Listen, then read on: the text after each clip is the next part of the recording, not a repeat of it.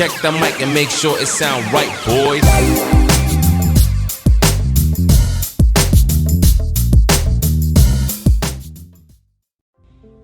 Wanting to excel in all of the skills and settling for nothing less than an outstanding performance. If you're willing to be the best in your field, if you're willing to demand of yourself excellence in skills, to be the best that you can possibly be. In the training, do the best you possibly can. In doing a workshop, do the best you possibly can. Developing the skills of using your personality, developing the skills of language, developing the skills of influence, developing the skills of organizing, expertise, excellence in skills. Here was the next one on my list, making a powerful contribution to you, the variable, and that is preparation. Well prepared. And preparation, of course, involves a whole lot of things. A big share of our life is preparing, getting ready. When we go to the first grade in school, we're just preparing for the second grade. After we've finished 2 grades, the 2 grades prepare us for number 3. Sometimes it seems like a long, excruciating time. And the time will just seem like it'll never come when we can finally have the performance that we really want. But it takes time to prepare. It takes time to get ready. And the decisions you make in the preparation time, those are the decisions that last for a lifetime. Preparing to have a good day. It's that preparing, maybe the night before, maybe the couple of days before the day that you're going to put everything together. The preparation for a meeting means that you've taken it serious.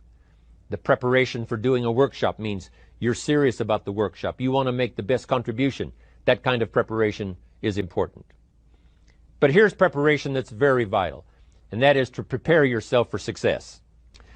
Life seemingly does not wish to waste success on the unprepared. Life says, why waste a fortune on this person? They're not prepared to do the right things with it. They're not prepared to use it wisely.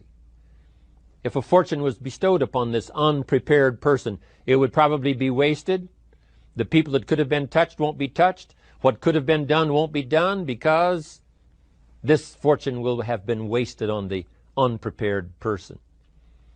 So not only look for fortune, not only look for the promise, but prepare yourself and ask of yourself, what can I do to make myself ready?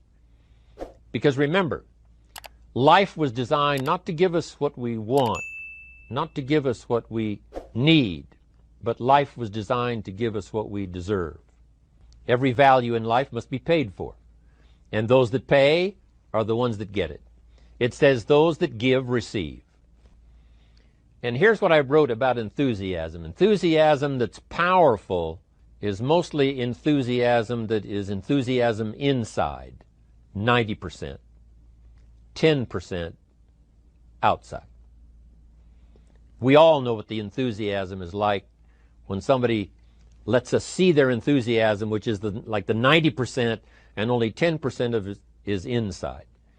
But the enthusiasm that really affects people is not just being loud, but the enthusiasm that runs deep, the enthusiasm that comes from deep inside, created by self-confidence, created by purpose, created by genuine willingness to help other people. That kind of enthusiasm, knowing that you're going to get the job done, knowing you're going to affect people, knowing you're going to have testimonials flowing in from all kinds of directions. That kind of enthusiasm. A lot of it is quiet. A lot of it is unheard. And the 10% that's heard, it rings a bell. People call it genuine enthusiasm because they know that what you say in the outward display of your enthusiasm is only a small tip of the iceberg of the enthusiasm you feel inside that really motivates you to do the best job you can. Now, there are 2 major benefits of positive reinforcement. Number 1, positive reinforcement builds good habits. If what you are doing, the habits you've gotten into, are building your ambition and increasing your success, keep doing them. Your success is reaffirming that these habits are good. Your success tells you that you need to keep doing what you are doing. By reviewing these habits that bring on success, you reinforce them, give them sticking power. Now here's the other side. By reviewing your habits, what you do every day, by reviewing your habits, you may find out that some of them are inhibiting your success. You may find out that what you're doing every day is bad for you, or you may realize that you've gotten out of some very good habits. Somebody says, well, I've just gotten out of the habit of taking my daily walk around the block. Well, I guess you'll just have to get in the habit of being sick down the road. Somebody says, well, I used to read the books all the time. I've just gotten out of the habit. Then change it. Go back into your disciplines. If you've just gotten out of the habit, just get back into the habit. It's called discipline. If it doesn't work, don't do it any longer. You can keep your fingers crossed if you want to and hope that it'll all straighten out. You can wish for the wind not to blow quite as severely, to change in your favor, but we call that naive at best. If the habits that you've gotten into aren't serving you, change them. You can't keep doing this any longer. Don't wish for a better wind. The key is to wish for the wisdom to set a better sail. Utilize whatever wind that blows to take you where you want to go. That is the philosophy I picked up at age 25, and it revolutionized my whole life. And here's what I found. I found it was easy.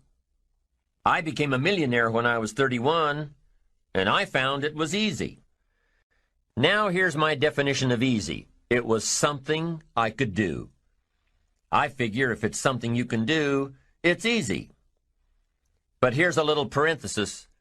I worked hard at it. I made sure my disciplines were in line. I made sure my habits were good. I made sure I did all that I could. I found something that I could do, but I worked hard at it.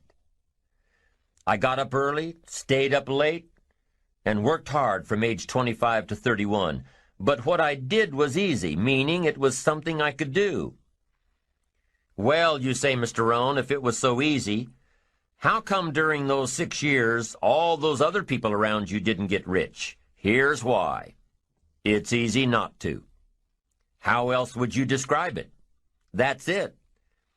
It's easy to keep doing the things that don't work. It's easy to keep bad habits. It's easy not to develop the disciplines. It's easy not to. So how come I got rich and they didn't? Here's a philosophical phrase. The things that are easy to do are also easy not to do. That's the difference between success and failure, between daydreams and ambitions. Here's the key formula for success. A few disciplines practiced every day. And those disciplines have to be well thought out.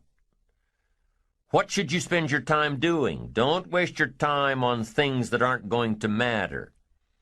But a few simple disciplines can change your whole economic future.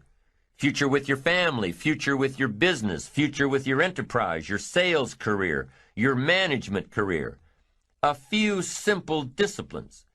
A few simple habits. Good habits. Repeated every day. Now here's the formula for failure. Errors in judgment, repeated every day. All you've got to do is to have a few errors in your judgment and repeat them every day.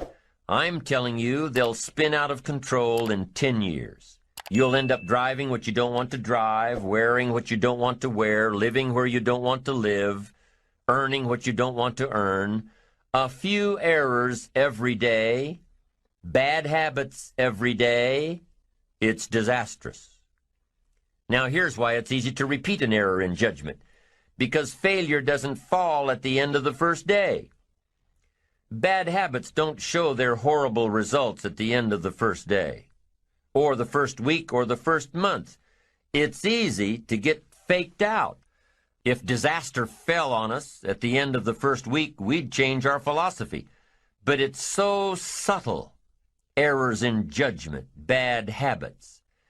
They're so subtle, they get you a little off course, a little off course, a little off course. You keep drifting off course, and all of a sudden you're caught. So you've got the choice right now of one of two easies, easy to do or easy not to do. I can give you in one sentence how I got rich by the time I was 31. I did not neglect to do the easy things I could do for 6 years. I did not neglect. That's the key.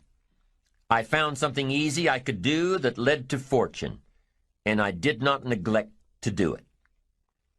The major reason for not having more of what you want in America, more health, more money, more power, more influence, more everything, the major reason is simple neglect.